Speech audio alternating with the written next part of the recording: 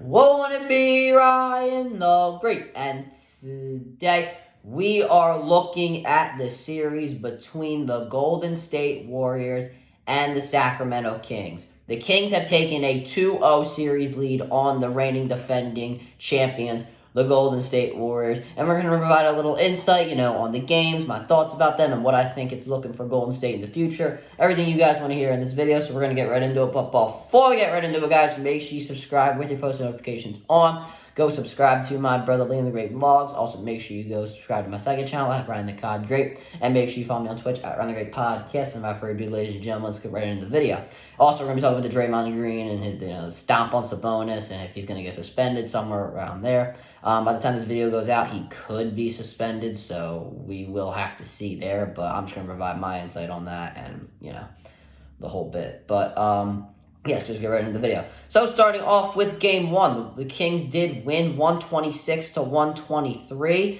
De'Aaron Fox went off, played 40 minutes, 38 points, 1 board and 5 assists.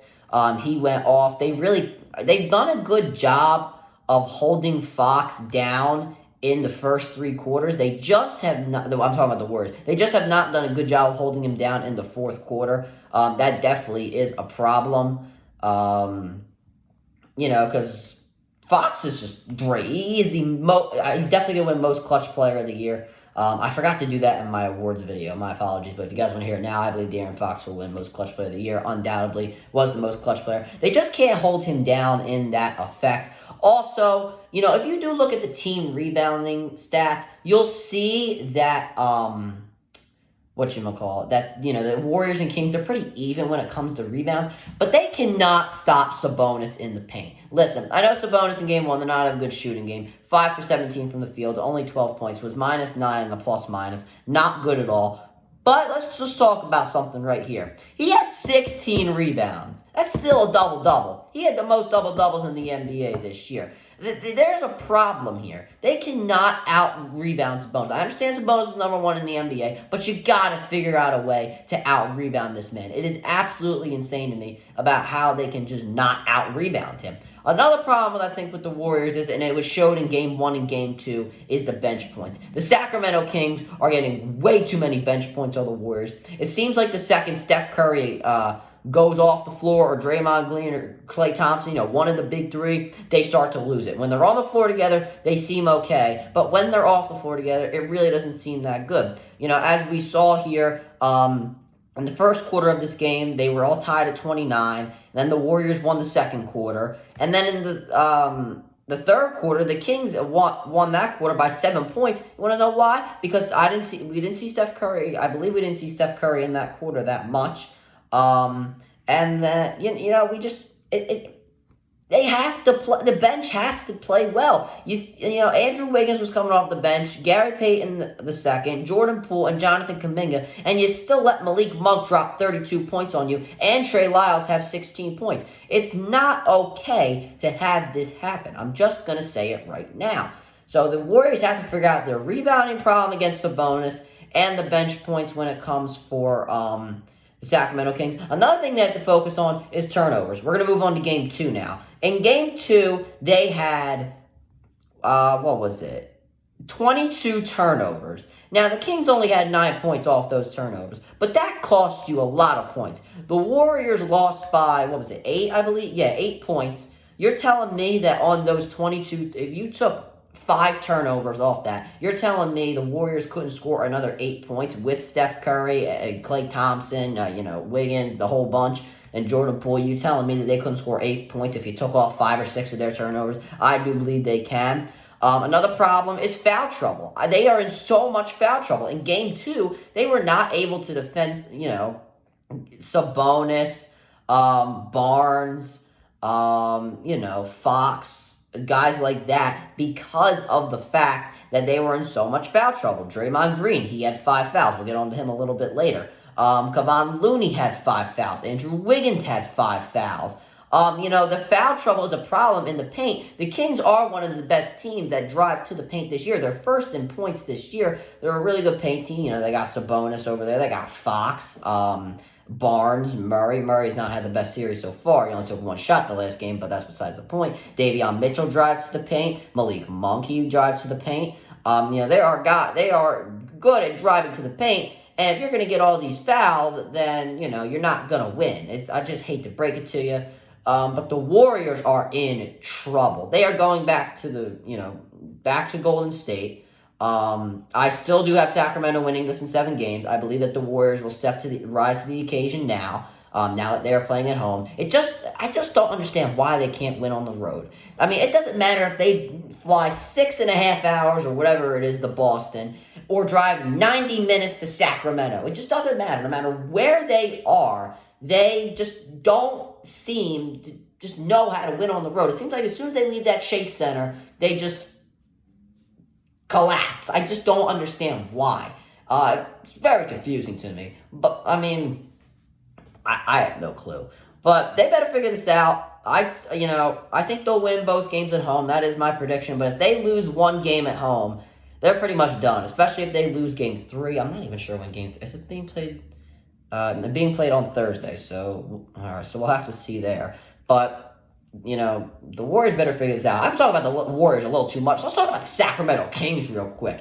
They are good. I have them going to the conference finals. I don't care if the Grizzlies win or the Lakers win. That's another subject for another day, that series.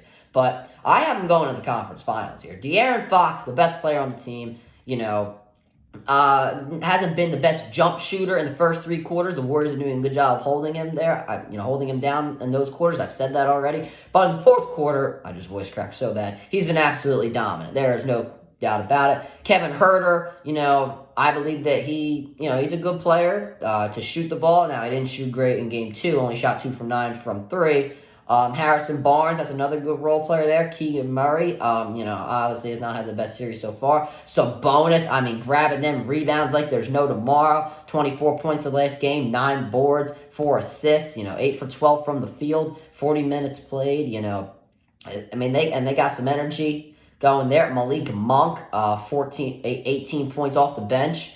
Davion Mitchell, 14 points off the bench. This is a really good team. They have a lot of depth. I'm also liking what I'm seeing from Alex Len coming in the game, making sure to back up Sabonis. He's not scoring the ball too much, but he's making an impact, setting screens on defense. He's doing the little things. I like what I'm seeing from him as well.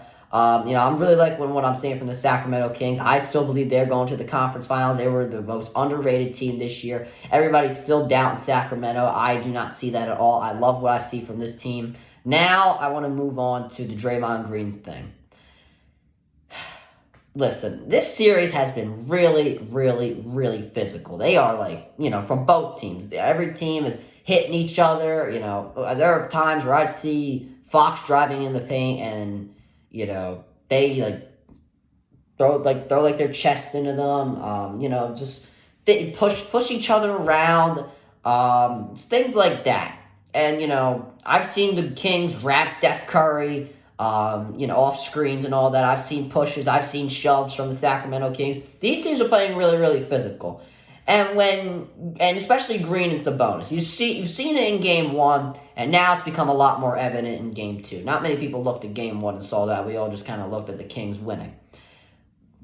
I don't care if he's grabbing your ankle, pulling you down. That's just the way the game is played in the playoffs. I don't care what, unless he is physically beating you up, you cannot get your foot and stomp it on his chest. If you are being physical with him and he's instigating it, you try to let it go. You can't stomp on the man, okay? I once again, unless he is physically trying to kill you, you cannot do that. That is just not how the game is played.